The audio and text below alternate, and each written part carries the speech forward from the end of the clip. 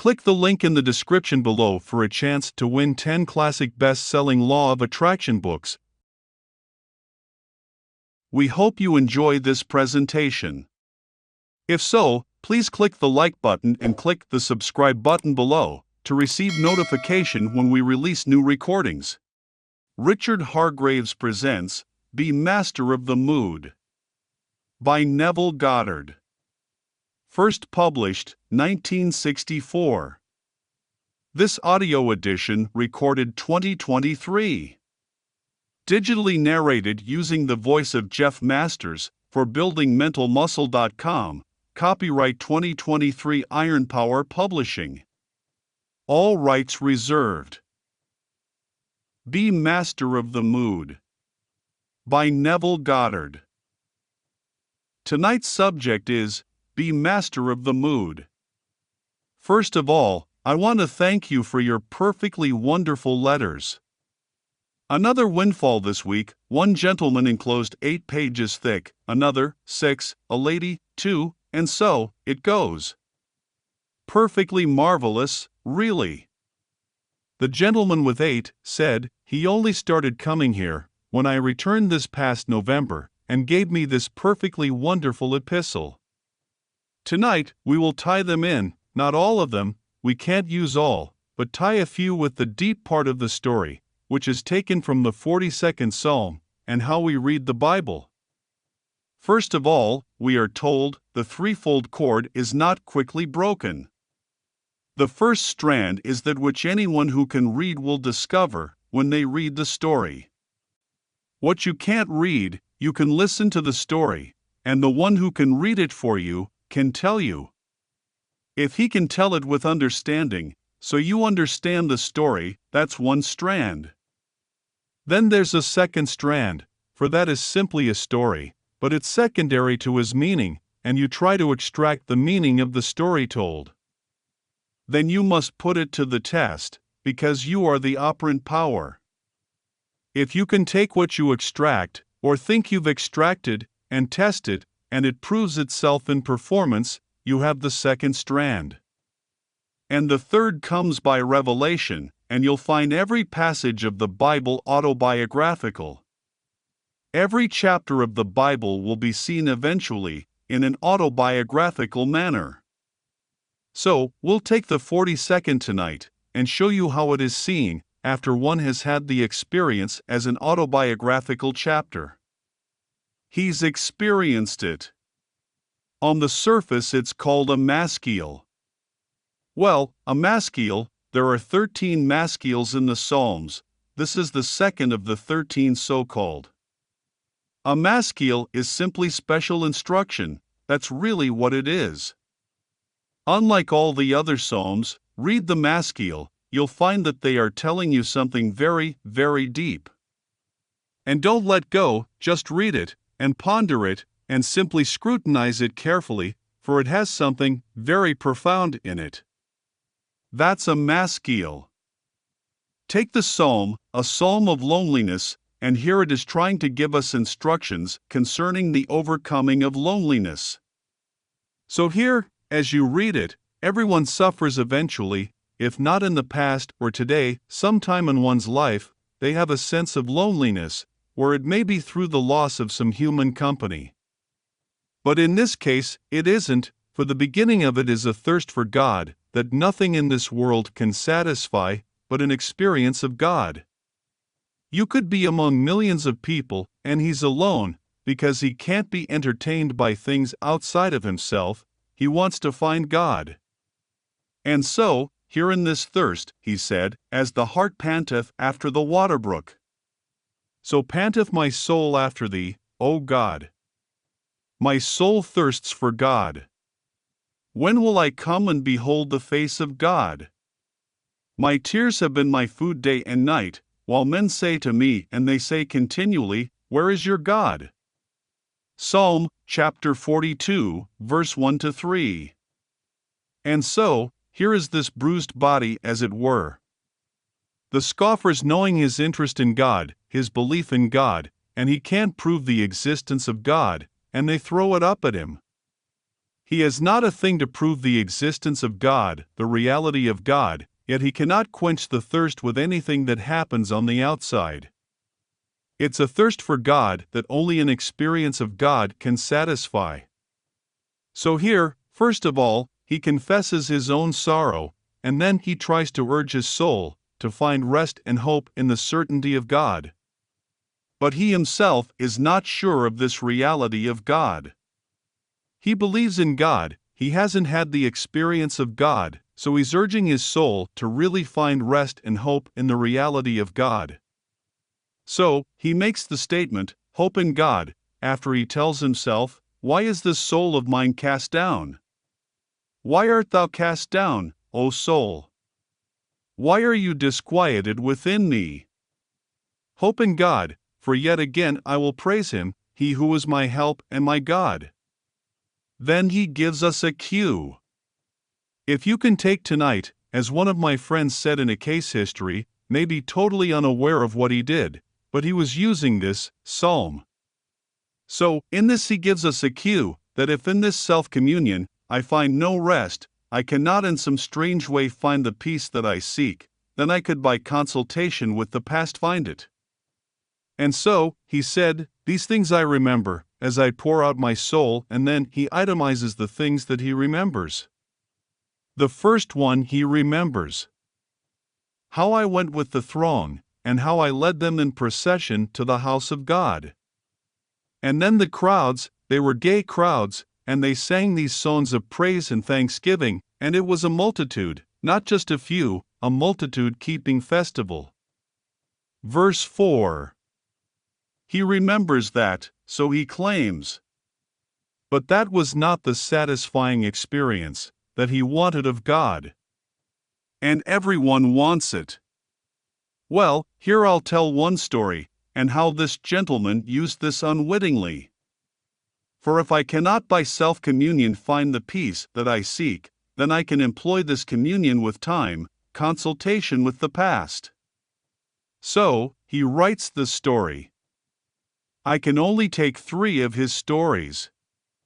The first one, he said, I wanted really seriously to have my son say to me, "You're the greatest dad in the world," and so that night before I retired, I simply imagined that I heard his voice and he said to me, "You're the greatest dad in the world." I did it twice. I told no one and then dropped it. On Christmas morning when I opened the presents and opened my son's present to me, he had bought it himself with his own money, a present he wanted only for me. It wasn't something that could be shared with my wife, just my present. It was a gold-plated cup on a wooden bowl, and on the wooden bowl there was brass for some inscription, and on it he had it inscribed, "The world's greatest dad." Now, he said, he kept it to himself. He didn't mention it to anyone, not even to his wife, just simply inwardly he imagined it. He assumed that he heard it, told no one, and did it twice. Then he said, the same month of December, I went to the grocery store, and as I went through the door, here was a friend of my son. This chap is called Gary. He was selling mistletoe. He didn't look very happy about it, and so I said, "Gary, how are sales going?" He said, "They aren't going very well." When I got outside by myself, I went into the silence, and I heard my son say to me, that Gary sold all the mistletoe, and he made a profit of $14. So, he said, I can't tell you why I picked out $14, other than the boy is only 12, and I thought $14 profit was good for this time. It's enough for a lad of 12. And so, I just said, I heard my son say, he sold all the mistletoe, and he made a profit of $14.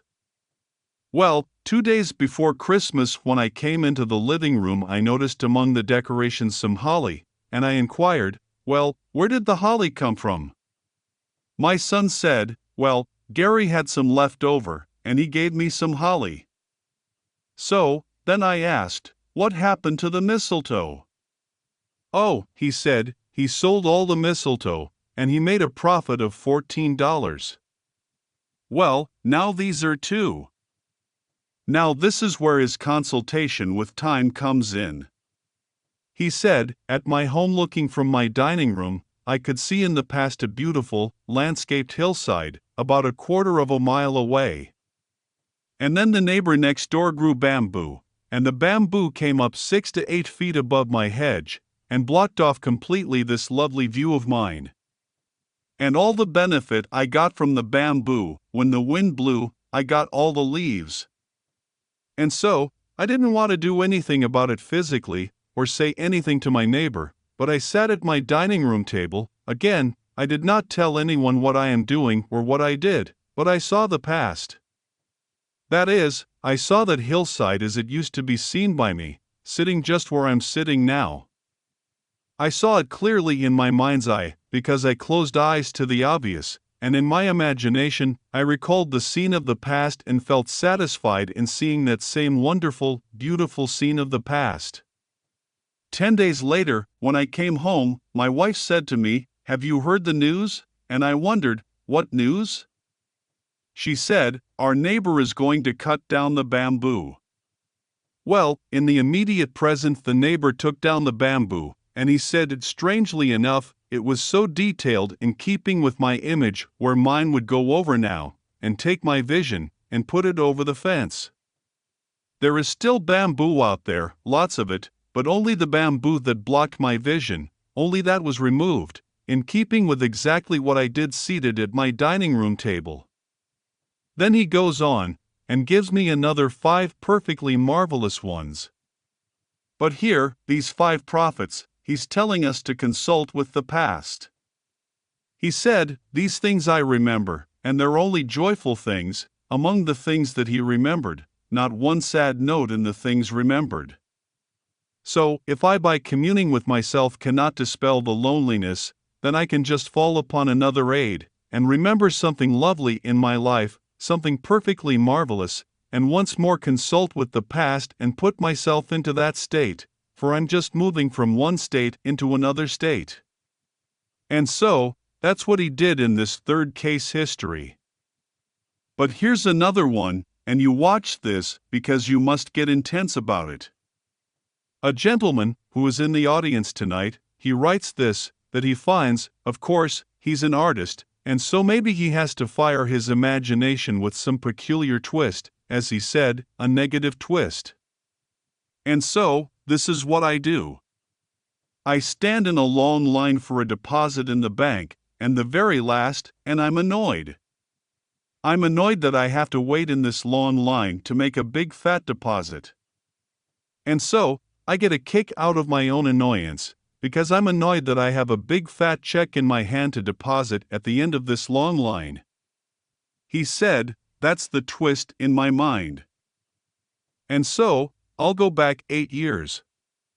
I was new to TV 8 years ago. And so, one day I discovered my house needed painting, when at the moment, I didn't have the funds for a real job of painting the house.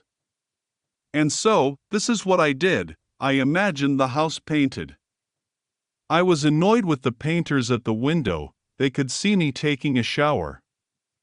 That annoyed me, that they could look right on me, and see me taking a shower. And then I saw, and could smell the wet paint. Then I took my hand, all in my imagination, and put it on the paint. I didn't trust the sign, and it was wet. So, I got more annoyed that I had paint on my hands. Well, he said, the very next morning after I did this, I had written a pilot, which was under consideration back east, so I called my agent, and I asked the agent if he had any news about the pilot. He said, no, but I was just about to call you, because, he mentioned this person by name, he just called me and asked me if you would take $21,000 cash for your residuals? Well, he said, at the moment, I didn't know I had residuals. I was so new in the business, I didn't realize I had residuals coming from things already shot. But this man appeared, bought out his partner, he's a producer undoubtedly, he bought out his partner, and was trying to buy out everyone connected with this series, and hold it all for himself, and was trying to get it for 50 cents on the dollar. So, my agent said to me, knowing this man's attitude towards money and how he operates, I'm going to suggest that you take this $21,000 and just run like a thief, because, just take it, take the $21,000. So, he said, I did, and to my knowledge, I don't think anyone else in the series ever received anything from their residuals. But he said, I was so new in the business I didn't realize I had residuals. So, the house was painted. So, he annoys, if you want to, get annoyed. If it will make you annoyed to put your hand on wet paint, when you can't afford the paint, but if you put your hand on wet paint, the paint must be there. And if you're going to get annoyed, because you have a long line waiting for a deposit of a big fat check, well then, if that will do it, intensifying your imagination, then do it. For the thing is to get your imagination worked to the point where it becomes real to you. But he did it, and he made it real. He used his sense of sight. He could see the man watching him while he was taking a shower. He could smell the paint, that's another sense. He could feel the wet paint, that's another sense. And with his very annoyance, took these senses and raised them to the nth degree. And then it worked, and worked quickly. So, in 24 hours, there was 21,000 cash waiting for him, which he took. Now this is a cute one. I hope she's here tonight. But she wrote, she said, I'm a grandmother, and last fall I made arrangements to go to the South Pacific and to the Orient. So, I said to my little granddaughter, 2 years old, what would you like Nanny to send you? Well, she discussed it with her mother, and together they came up with this request, a kangaroo, but a stuffed kangaroo. I said, all right, a stuffed kangaroo. So, when I got to Australia, I looked at all the toys, and I didn't like the kangaroos, so I sent her a little polar bear. I wrote the mother what I had done. So, when the mother read the letter to the little child, only 2 years old, she said, I don't want a bear. I want a kangaroo. In the meanwhile, she had been talking all the time about her little kangaroo. She told her mother, her friends, anyone who would listen to her only about the kangaroo. So, when this lady came back, she heard anew that her granddaughter was greatly disappointed in this little bear, in fact, wouldn't want it, really. But the bear hadn't yet arrived. 2 weeks later the bear came, and the little girl didn't want it. She would have not a thing to do with it. And 48 hours later, a package addressed to this little girl arrived. It was a stuffed kangaroo. And the little girl said, I knew that Nanny bought me a kangaroo. The grandmother said to me in her letter, I never did. I never bought a kangaroo for her. I only bought and paid for one thing, and that was the little bear. Now while I was gone, she, in her imagination, only accepted the kangaroo. So, 6,000 miles away, some stock clerk is trying to explain the loss of a kangaroo, and the culprit is a little 2-year-old girl right here in the city. And so, these are the stories that came in the week's mail, all sheer fantasy, all based upon this conscious use of one's imagination to create reality. But we are the operant power, it doesn't operate itself. When you know what to do, well, then you do it. Now we go back to the great psalm. He paints this most wonderful story of something that he remembered, this thing he remembered. These things I remember, and then he said, as I pour out my soul. And he starts with joining this enormous crowd, and he led them, I led them to the house of God. He led a procession to the house of God, and they were all joyful, singing praises of gladness and thanksgiving to God. And then he saw this enormous multitude, a huge multitude in a festive light, keeping festival. I tell you, the day will come, and you open that Bible and look at it, you will be looking at it through the eyes of one who experienced it. That's autobiographical. This comes first, long before the kind of experience he wanted. But not a thing could satisfy him, he wanted an actual experience of God. But in this you don't see God. He wants to see God, he said. When will I come and behold the face of God? That experience, you do not see God, you only hear God's voice. And so, in this wonderful festive mood, where there are unnumbered, you can't number them, multitudes, and all moving towards the house of God, this wonderful sanctuary, and you, having the experience, you will lead them. You will actually be the leader, the dominant character in that entire drama. And you will hear a voice, and the voice is the voice of authority, the voice of God. And the voice will say, and God walks with them. One of the crowds of this wonderful gay, praising crowd will ask the voice, you don't see the face, if God walks with us, where is he? And the same voice will come back, at your side. And this one, who is only a projection of yourself, the whole vast world is yourself made visible, and this one will only respond, and echo that which is taking place in you. Because the voice is now going to answer. Because she is going to look right in your eyes, and she's going to call you by name, the name that you respond to here, John, Robert, whatever the name is. And she's going to say, what? Is Robert God? And the voice will respond, yes, in the act of waking. And she'll be hysterical, you know why? Because you can't believe it, it is too great. You can't conceive that you really are God in the act of waking. And so, she had to respond in kind, because you doubt, and so she has to doubt. And she only reflects that theme, not concern so much as unbelief that is so great. And then the voice will speak from the depths of your own soul, and this is what you will hear. I laid myself down within you to sleep, and as I slept, I dreamed a dream. I dreamed, and then you will know the end of the sentence, he's dreaming that he's you. That's why all of this is taking place. He's taking you towards his holy place.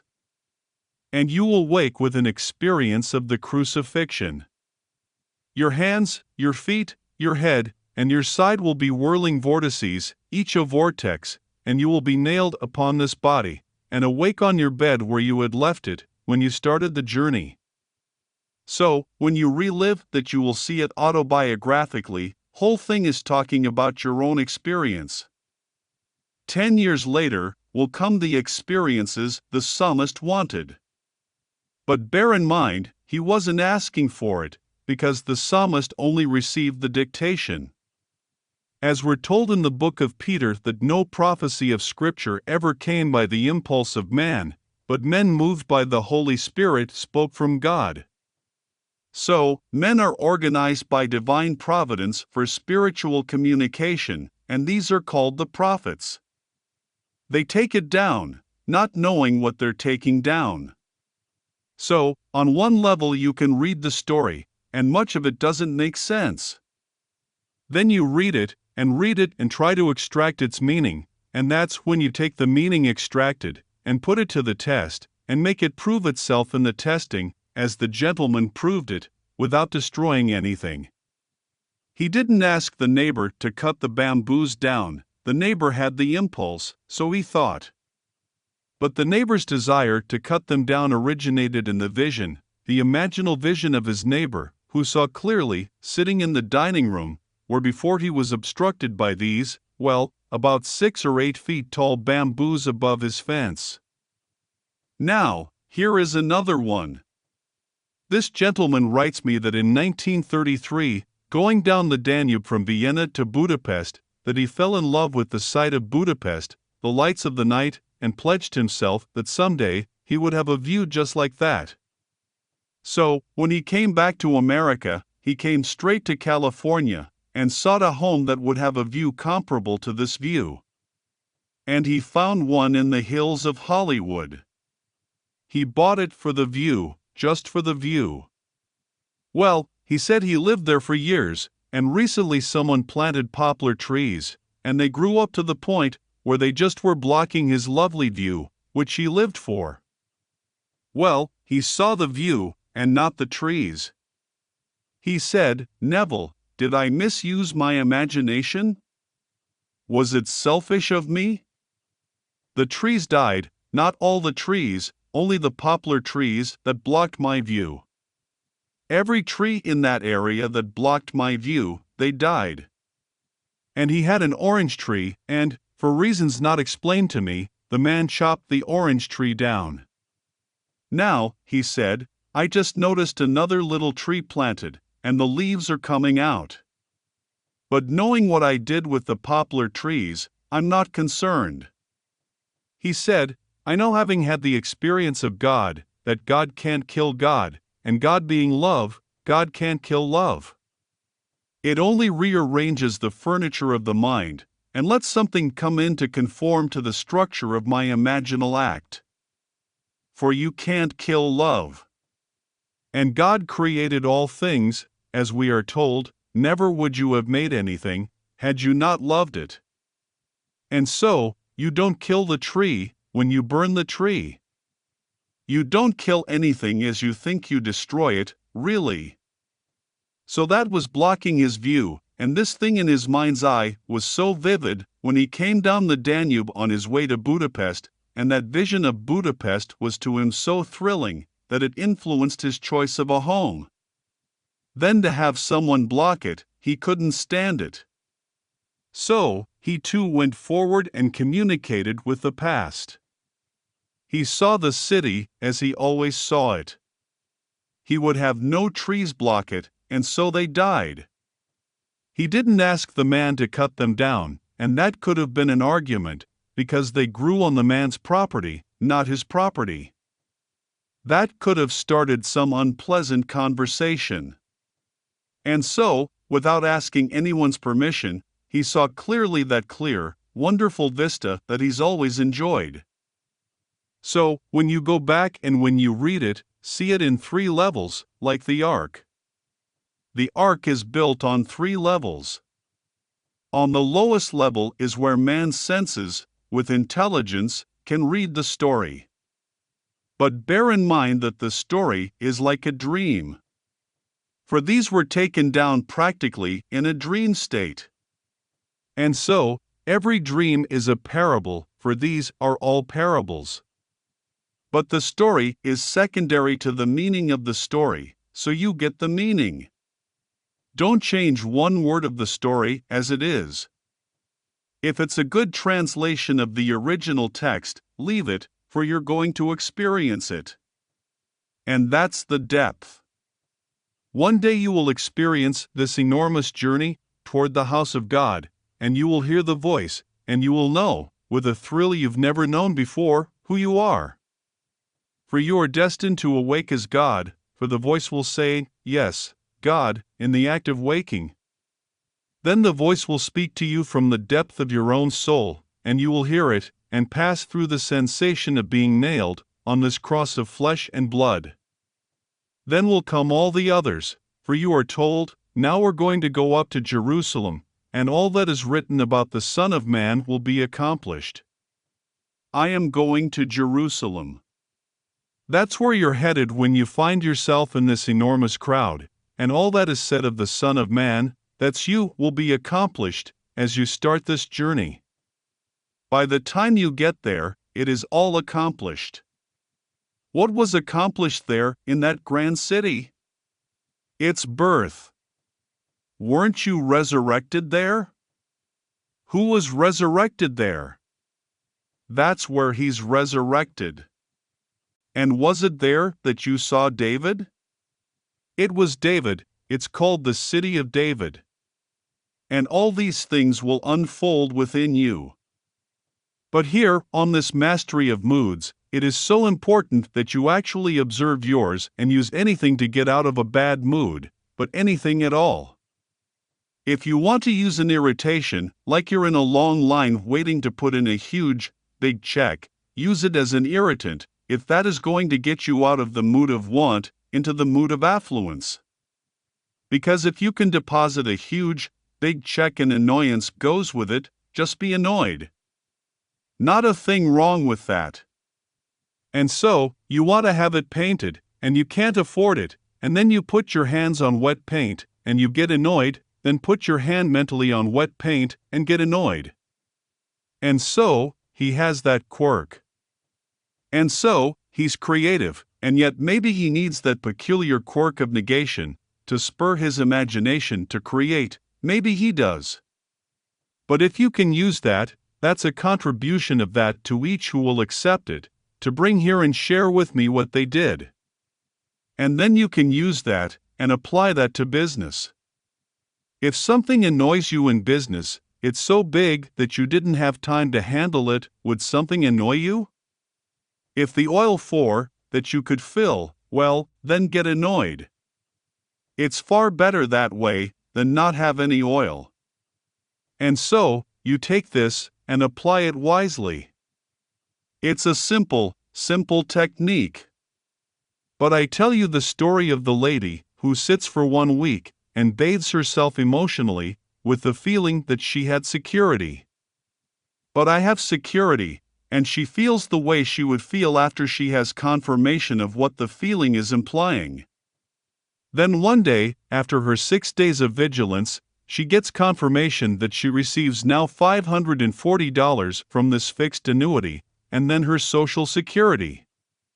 For she's entitled to it, so together she has over $600 a month for the rest of her earthly days.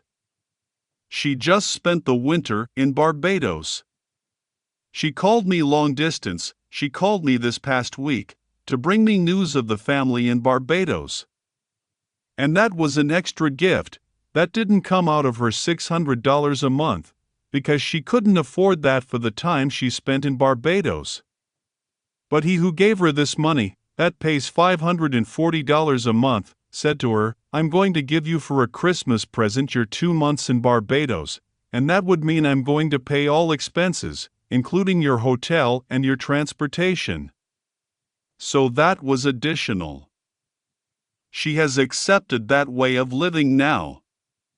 And this lady before this never earned more than $75 a week at any time in her life. Now that was a mood, that was a controlled mood. She was simply a receptionist in a beauty parlor. And so, before she left for work in the morning, she took her morning tub, as she told me, and while seated there she would feel the way she would expect to feel after she had confirmation that she had financial security. She bathed in it, as it were. Then on Saturday night of that very week she was informed by this man who did not entertain this thought until Wednesday of that week. She started on Monday morning, and this man had said to her all through the years that he knew her, I will never give you a nickel, so don't look forward to any money from me. They were friendly, they were friends, but he always said to her, we have had fun together. I've paid for all the expenses in this world, like the theater and all these things. That's all you're getting from my world. And she believed it until I said to her the previous week, don't you read my books? Go back and read the story of a lady in the book called The Law and the Promise and turn to the chapter called Moods. That lady was just about your age, she is 56, and you tell me sometimes you're 55, the next time you're 65, I don't know. So, I would say you're both the same age. So, you go back and read that book. But if you don't have time to read it, let me tell you what she did. So, I told her exactly what the lady did. This is now on a weekend. The following Monday morning she began to put it into practice. So, I made it very, very clear to her, you are the operant power. Knowing what to do and doing it are two entirely different things. So, she did it religiously for 5 mornings. On Saturday night he said to her, I don't feel like going out to dinner tonight, suppose we have dinner sent upstairs, and so they had dinner sent upstairs. And then he told her, I took one look at you Wednesday night and I said to myself, calling himself by name, it's later than you think. So, the very next day he went down to his factory in Pennsylvania, called in his legal department, and said to them, I don't want any if, ands, or buts. I don't care what it costs, I want so much money, $540 a month, paid to this lady, and I want it now. I don't want it next year, I want it to start immediately. So, he figured out all that it would cost, after the lump sum of money. He said, but your taxes alone will be $28,000. I don't care, it must be tax-free. This gift is a tax-free gift, so add the $28,000 to it, whatever it costs for this lady's age to receive for the rest of her earthly days. And furthermore, the money is a gift in the sense she does not have to pay it back to my estate should she precede me in death. She can throw it away. She can will it to a kennel. She can will it to anyone she wants in this world. It is her money, but she cannot touch the principal while she lives. I put that proviso only to protect her, because I know when someone has that sort of principle, someone will know of it, and then get it from her. So that is one proviso, she cannot dispose of principal while she lives. But she can give it away or tear it up in a will of hers when she's gone from this world. And so, he paid the $28,000 extra to make it tax-free gift. That's a mood. If you haven't read that chapter, it's the chapter called Moods in the Law and the Promise.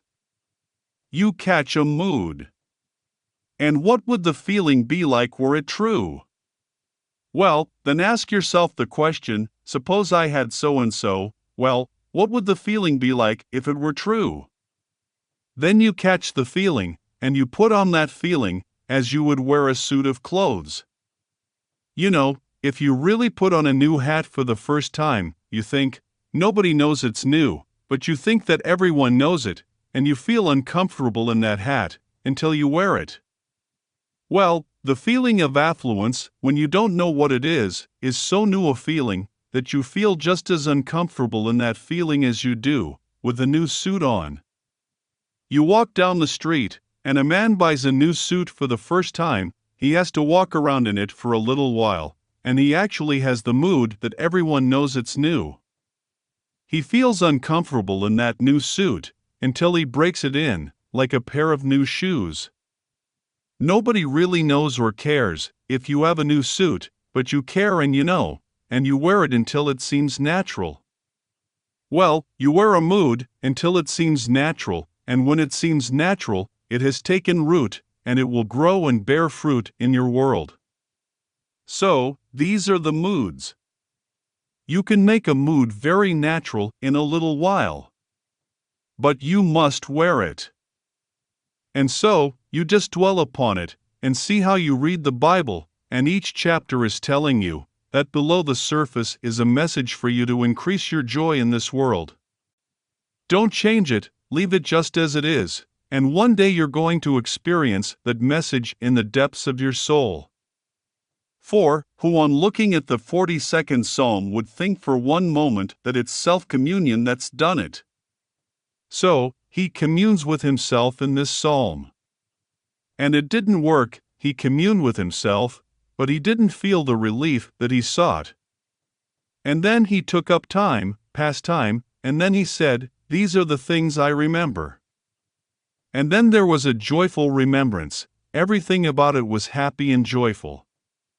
He tuned in on it, and said, I will seek and praise the Lord, even though at the moment the soul cannot, and the soul is cast down. Why are you cast down, O my soul, and why are you disquieted within me? Then, asks you to have hope in God, and then try to repose, and try to find some rest in this hope. Because first of all, he asks you to hope in God long before you hear him, or you see him or experience him. And then try to find rest in that hope, and that sympathy of God, and someday you will. So, I never despair when someone tells me he's an atheist. Makes no difference. One day he will have the experience of God, and it doesn't make any difference now what's said after the experience of God. Khrushchev will one day experience God. Stalin will one day experience God. And in the end, all of their hands dripping in blood will be washed clean. No matter what he's done, it will all be washed clean. But today, he brags about the fact that there is no God. He says there is no God, therefore it makes it so. But I tell you, I know from experience not only there's God, but God is love, infinite love, so you can always approach Him. And the day will come there's no one to approach, because He has completed His gift, and His gift is to give you Himself. Not some little piece or part of Him, He's going to completely give you Himself, that you can't then commune with Him, you are He. It's self-communion from then on. And yet it doesn't rob you of the joy of knowing that infinite presence, that once embraced you, and made you one with Himself. And you knew by that experience the joy of wearing the divine form of light, for love truly is the human form divine, and you once had the joy of wearing it. And you know, although you can't see it, and mortalite can't see it, still it will never detach from you. You are incorporated into that human form divine. And I can't see it, but you feel it. And you've never been, I would say, at any time unaware of the fact that you wear it. From the very moment you are incorporated into it, you are fully conscious of the fact that you wear this form. And things seemingly, well, they may be more sensitive than man, but many a bird has sensed it, many an animal has sensed it, and made you fully conscious of the fact that they are aware of it. And you can't even breathe it, because it doesn't make sense to any normal person. But then, something that is actually a flying being, a bird, and that bird will be arrested in its tracks. That makes it very, very conscious of the fact, fully aware of the being that you are, and then you're.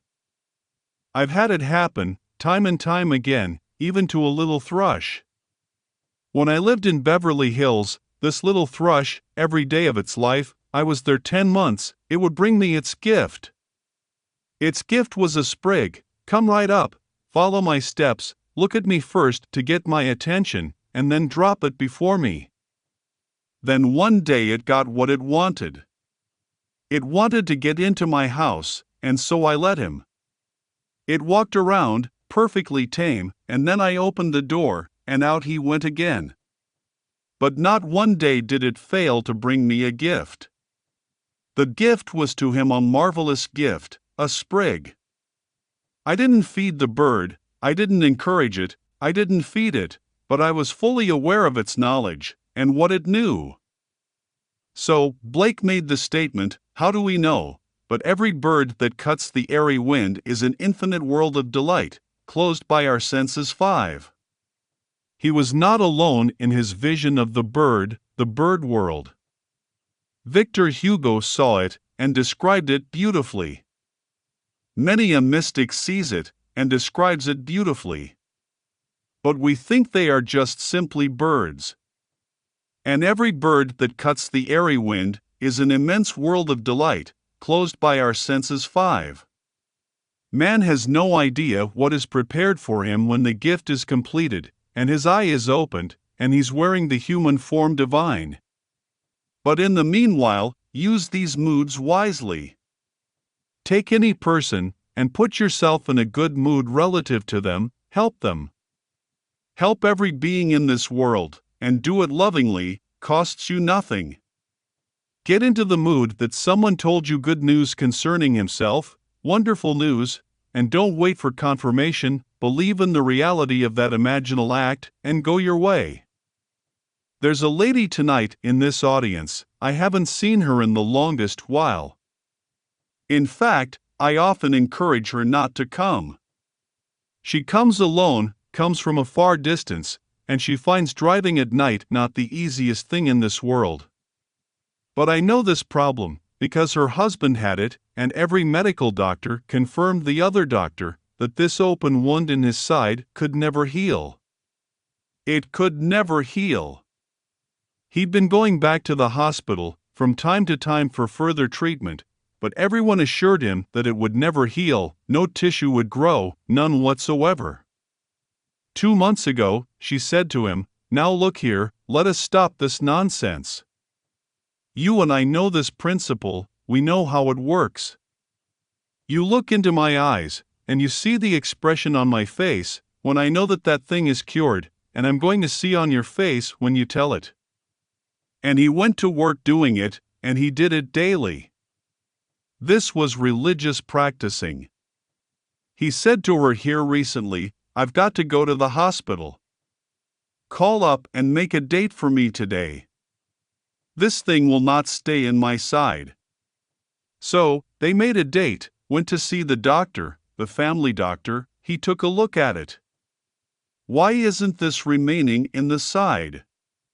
Then he examined it, x-rayed it, he said, "This is a miracle. No one is going to believe this, but tissue is grown, that's why it can't remain in. And you don't need any operation to clean up what is there now. We can leave it just as it is. The tissue has started to grow in the most marvelous way, and not a thing can remain in there, because the tissues will push it right out. It's all growing." And he's had that like a thorn in the side of Paul, a constant reminder of his own mortality. Now the doctors saw it, and the X-rays confirm it. There's a new case history. Well, isn't that marvelous? All by the use of imagination. So, I ask you to simply treat it naturally, but seriously, and believe when I tell you that an imaginal act creates the fact. And all day long you and I are creating all the confusion in the world, or the joy in the world, depending upon what we experience. Just like the little girl, 6,000 miles away, simply caused some person to fill an order that wasn't there. That's exactly what she wanted, and it came. So, I'll hold the other stories for the next time. But still, because I have so many now, don't stop. Write them, and write them, and write them, that I may share them with everyone who comes here. I want them by the hundreds. I have a few more weeks left, and I still want as many as I possibly can get, confirming the truth of what I'm talking about here. Now let us go into the silence. End of lecture. We hope you enjoy this presentation. If so, please click the like button and click the subscribe button below to receive notification when we release new recordings. Click the link in the description below for a chance to win 10 classic best-selling Law of Attraction books